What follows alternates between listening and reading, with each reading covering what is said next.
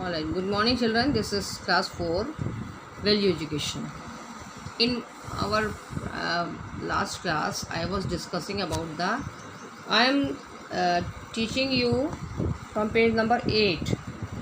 You can see from your books, page number 8. That is value education, class 4. So, in my previous class, I was discussing about the 10 top benefits of practicing yoga in our daily basis. On a daily basis. Okay, so we had already discussed 3 points. Now in today's lesson, in today's video, I am starting from chapter number this point number 4. So I am starting my video from chapter first chapter, and this point number 4 on page number 8. We are again, I am telling you, we are discussing the benefits of practicing yoga. ठीक है, हम योगा की practice के बारे में बात कर रहे हैं, जिससे कि हमारे को क्या क्या बेनिफिट्स मिल सकते हैं, क्या क्या फ़ायदे मिल सकते हैं. ठीक है, so I am telling we have already discussed 3 points and I am talking about the better immunity. Our your immunity is affected both by the health of your body and your mind. हम इसको पढ़ दे रहे हैं, फिर उसका पूरा meaning आपको एक साथ समझाएंगे. ठीक है, if there is a disturbance, unpleasantness and restlessness in the body, mind or spirit, it affects the immunity of the body and you get sick. Yoga helps massage and strengthen the organs and muscles, leading to a stronger body, mind and spirit, thus improving immunity. क्या इसका मतलब हुआ कि हमारी immunity माने कि हमारी रोगों से लड़ने की शक्ति जो है वो हमारी हेल्थ, बॉडी की हेल्थ पे डिपेंड करती है और हमारी माइंड के ऊपर डिपेंड करती है कि हमारी माइंड की हालत कैसी है. ठीक है, एंड हम लोग अगर हमारे माइंड के अंदर डिस्टर्बेंस है और अनप्लेजेंटनेस है, मतलब हम खुश नहीं हैं, रेस्टलेसनेस है, बेचैनी है हमारी बॉडी में, हमारी माइंड में, हमारी आत्मा में, तो हम बीमार पड़ जाते हैं. सो योगा जो है वो हेल्प करता है हमारी बॉडी को मजबूत बनाने में, हमारे ऑर्गन्स को और हमारे मसल्स को, leading to a stronger body. ठीक है, तो हमारी बॉडी को स्ट्रॉन्ग बनाता है और जिससे कि हमारी इम्यूनिटी जो है वो सही रहती है. Now the second point is increased energy. I am reading from this. You as a child need to do a lot, from sports or to studies to keeping yourself. You need to accomplish a lot. Shuffling between all these activities needs a lot of energy. A few minutes of yoga everybody is the secret of not getting tired and having fun and the entire day. अब इसमें क्या है, एक और फ़ायदा हमारा योगा करने का क्या है कि हमारी बॉडी को बहुत सारे काम करने होते हैं और जिस specially you children you need lot of energy for doing your day to day work and your studies also. So yoga helps in increasing your energy. Okay, then number 6, better immunity, better flexibility and postures.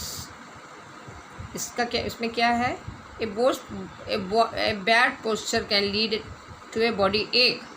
A strong and flexible body ensures that you are free of body pains at all times. Regularly practicing yoga stretches the tone of body muscles, making them strong, graceful and supple. First of all, you know the meaning of this word supple. I have written supple.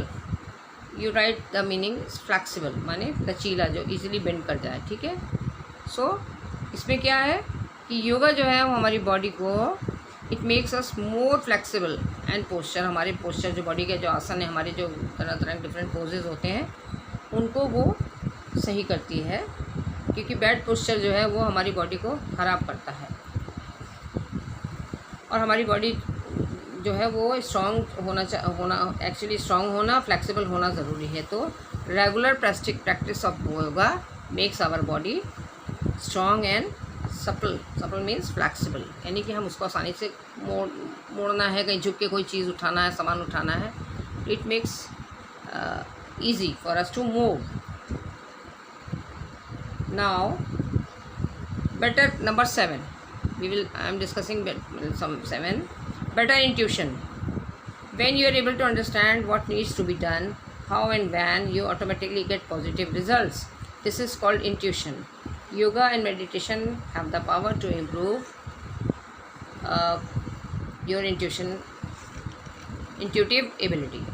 क्या मतलब इसका है कि intuition माने किसी चीज़ को समझना, जान लेना, या हमारे दिमाग में वो चीज़ आ जाना, ठीक है ना. लिखा भी है बुक में कि when you are able to understand what needs to be done, क्या करना चाहिए. इंट्यूशन मीन्स क्या सही है जो हमें करना चाहिए, हम उसकी बात करें, ठीक है. तो जब हमारे दिमाग में सही समय पे सही बात आएगी तो हमारा उसके रिजल्ट्स भी अच्छे होंगे, ठीक है. अगर सही समय पे सही चीज़ नहीं आई है, गलत चीज़ आई है, सही समय पे नहीं आई, तो डेफिनेटली हम अच्छा काम नहीं कर पाएंगे. तो हम इंट्यूशन मीन्स कि सही समय पे सही चीज़ को समझना और करना, that is called intuition. And yoga and meditation जो है वो हेल्प करती है हमारी इंट्यूशन एबिलिटी को करने में, समझने में, ठीक है. Now I will discuss point number 8. Better concentration and improved memory. दो चीज़ें हैं. कंसंट्रेशन माने किसी चीज़ और ध्यान केंद्रित करना. जब हम कंसंट्रेट करते हैं किसी चीज़ पर तो इसका मतलब है कि हम पूरा ध्यान हमारा जो है उस पर है और हम उस चीज़ को बहुत जल्दी समझ लेते हैं. And improved memory. और योगा से क्या फ़ायदा एक और है कि हमारा कंसंट्रेशन अच्छा होता है. Specially you children, young children, you have to study. तो उसमें कंसंट्रेशन बहुत ज़रूरी क्योंकि अगर कंसंट्रेशन होता है तो उस चीज़ को आप बहुत जल्दी याद भी कर लेते हैं. आपको बहुत जल्दी वो लर्न हो जाएगी वो चीज़. अगर कंसंट्रेशन नहीं होगा, आप पढ़ भी रहे हैं और आपका ध्यान कंसंट्रेट आप नहीं कर रहे हैं what all you are studying, तो आपके दिमाग में वो चीज़ जाएगी नहीं और आप बार बार भी उसको पढ़ेंगे, you will not be able to learn that. So concentration की हैबिट और हमारे माइंड को इसकी प्रैक्टिस होना बहुत ज़रूरी है, specially young children. So the children if you do yoga, इससे क्या होगा, और कंसंट्रेशन से वो चीज़ हमारे दिमाग में आ जाएगी. और इम्प्रूव मेमोरी ऑल्सो, यानी हमारी याददाश्त जो है उसमें वो चीज़ बैठी रहेगी, यानी कि हम लंबे समय तक उस चीज़ को याद रखेंगे कि हाँ हमने ये पढ़ा था और we will be able to memorise, ठीक है. तो योगा हमारे माइंड को रिलैक्स बना देता है जिससे कि हम बेटर कंसंट्रेशन कर सकते हैं, ठीक है. और इसके जब हम कंसंट्रेशन हमारा डीप होगा, स्ट्रांग होगा, तो हमारी मेमोरी भी उतनी अच्छी रहेगी, हम उसको याद कर लेंगे. With better concentration and an improved memory, you can perform better in sports, in studies and in general.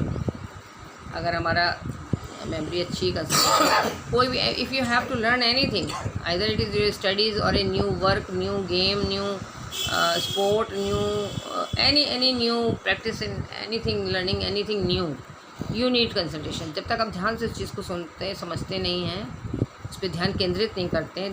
Concentration का मतलब होता है फोकस करना किसी चीज़ के ऊपर और ध्यान केंद्रित करना.